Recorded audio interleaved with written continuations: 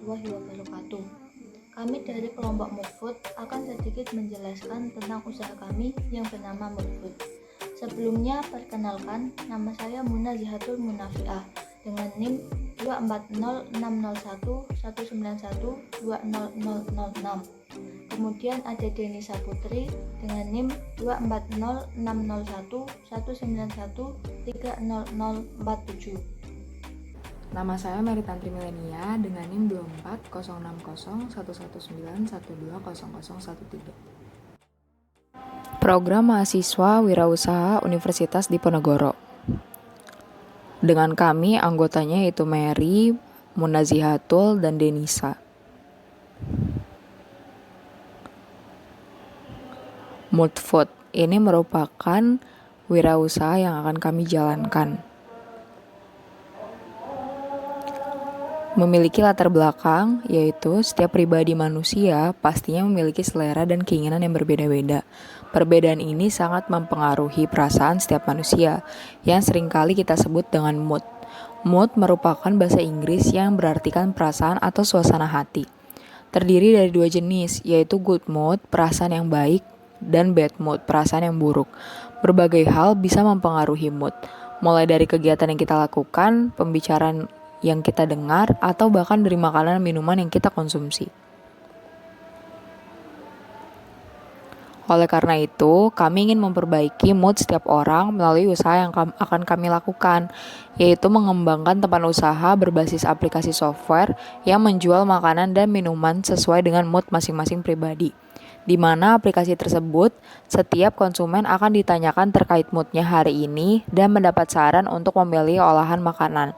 Tapi, konsumen tetap diperbolehkan memesan makanan atau minuman sesuai keinginannya tanpa dibatasi menu. Ini kami lakukan agar setiap orang bisa merasakan good mood dan jauh dari bad mood. Deskripsi produk. Untuk jenis usaha dari Moodfood yaitu food and beverage. Produknya itu makanan olahan ikan, makanan olahan ayam, olahan daging, dan jus aneka buah. Merek kami Moodfood. Kekuatan dari Moodfood yaitu pembeli bebas memilih olahan yang akan dibuat. Di sini pembeli akan memberitahukan bahwa mereka mau olahan apa, baik ikan, ayam, atau daging. Nanti untuk olahannya mereka bisa kasih tahu ke kita dan itu semua tidak dibatasi. Untuk olahan ayam bisa bentuk chicken katsu atau ayam goreng mentega atau ayam crispy dan lain-lain. Itu terserah oleh si pembeli. Dan jika memang kami mampu, kami akan menyetujui pembelinya. Tapi jika tidak, kami akan memberi saran untuk merubah pembeliannya. Karena itu kami memiliki kelemahan, yaitu sistem pemesanannya itu harus pre-order. Kira-kira kurang lebih itu seminggu, dan biaya ongkos itu ditanggung pembeli jika jauh dari daerah Undip. Untuk analisis kompetisi dan pasar produk, daerah pemasarannya kami usahakan untuk di Kota Semarang, Provinsi Jawa Tengah. Pasar sasarannya itu semua kalangan usia, tapi kami utamakan untuk mahasiswa Undip dan warga Kota Semarang. Harga jualnya untuk olahan ayam dimulai dari 20.000, olahan ikan dimulai dari 20.000, olahan daging dimulai dari 25.000, dan jus dimulai dari 15.000. Tidak ada harga tepat atau value net karena kami akan memperkisarkan dulu dari apa yang dibeli oleh si pembeli. Lalu untuk harga pabrik atau biaya produksinya itu, biaya bahan baku itu 4 juta, biaya tenaga kerja 1.200.000, biaya overhead sebesar 1 juta, harga pokok produksi sebesar 5 juta, biaya sewa tempat sebesar 3.600.000, dan biaya tak terduga sebesar 5.200.000. Volume penjualan per bulan karena kami menggunakan sistem pre-order dengan jangka waktu seminggu, dengan target 25 porsi setiap dibuka pre-ordernya, maka dalam sebulan kurang lebih 100 porsi.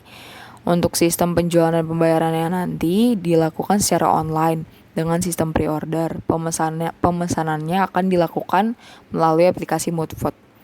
Untuk saluran distribusinya, pengirimannya itu akan kami antarkan melalui Gojek atau Grab yang ongkos kirimnya ditanggung pembeli. Tapi ada juga pilihan di mana mereka bisa ambil sendiri atau take away. Nah, di situ ongkos kirimnya itu gratis. Untuk promosinya kami akan sebarkan di sosial media seperti Instagram, WhatsApp, TikTok, dan Facebook. Jumlah pesaing sejenis di lingkungan usaha, menurut Badan Pusat Statistik Provinsi Jawa Tengah, terdapat 160 usaha restoran di Kota Semarang pada tahun 2019. Untuk aspek mekanisme produksi, lokasi usahanya kami lakukan di sekitaran Kampus Undip Tembalang, Semarang. Proses operasinya, kami akan mengambil bahan baku dari supplier berdasarkan pesanan yang masuk dari pelanggan, lalu mengolah bahan baku tersebut sesuai request dari pelanggan. Hasil olahan akan kami kemas dan diantar oleh pelanggan atau diambil sendiri sama pelanggan. Untuk kapasitas operasinya per bulan, karena target kami tadi 25 porsi seminggu, maka dalam sebulan akan berjumlah 100 porsi.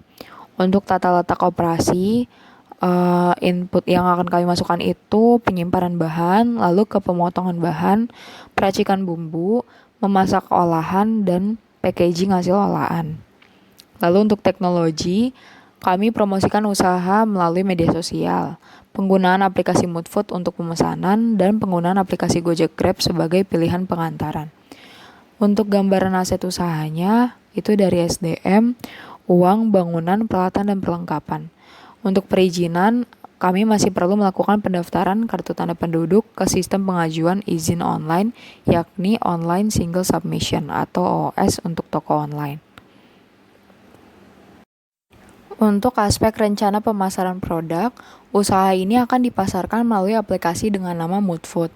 Aplikasi ini merupakan tempat para konsumen untuk melakukan pemesanan makanan dan minuman. Sistem pemesanannya juga bersifat pre-order, di mana membutuhkan waktu dalam menyiapkan produknya, kurang lebih dalam jangka waktu 1 minggu.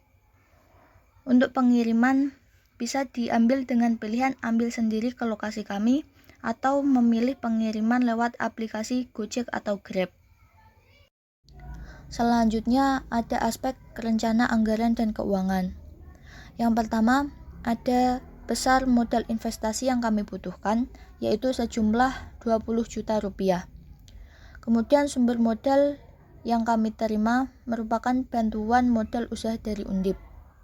Pembukuan yang kami butuhkan dalam usaha antara lain ada pembukuan pemasukan, ada pembukuan pengeluaran, kemudian pembukuan arus pemasukan pengeluaran, selanjutnya ada pembukuan barang, lalu pembukuan inventaris, ada juga pembukuan laba rugi, kemudian pembukuan jurnal transaksi, dan yang terakhir ada laporan keuangan.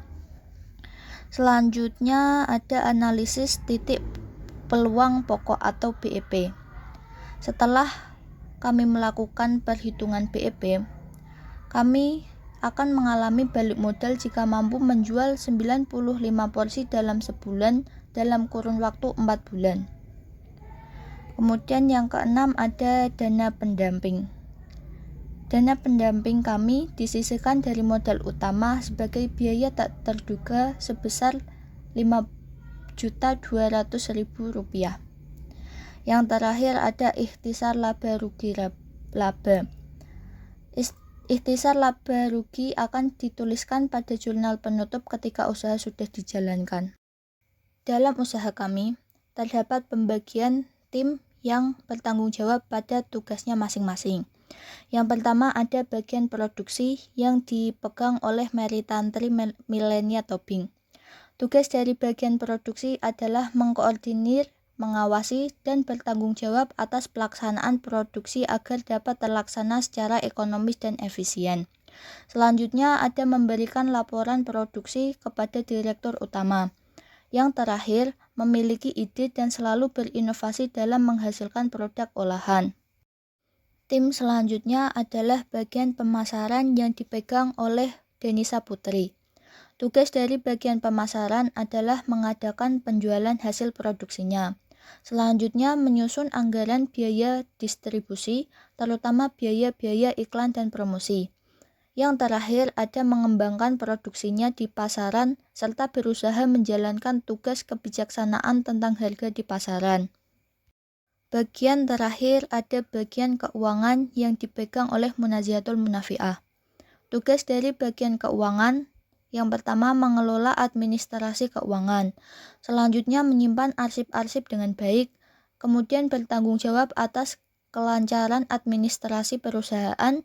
Yang terakhir, ada bertanggung jawab atas keuangan perusahaan. Terakhir, ada jadwal kegiatan yang kami rencanakan untuk usaha kami. Di bulan pertama, kami akan melakukan pembuatan aplikasi Moodfood. Selanjutnya, di bulan keempat, rencananya kami akan melakukan penyewaan tempat usaha, kemudian membeli peralatan dan bahan produksi, serta membuat desain produk. Di bulan kelima, kami akan menyebarkan iklan produk melalui media sosial dan memulai penjualan produk Moodfood. Di bulan keenam, kami akan melakukan penjualan periode pertama. Di bulan ketujuh, kami melakukan penjualan periode kedua, dan begitu seterusnya di bulan-bulan selanjutnya. Sekian sedikit penjelasan kami tentang usaha Moodfood. Kurang lebihnya kami mohon maaf. Wassalamualaikum warahmatullahi wabarakatuh.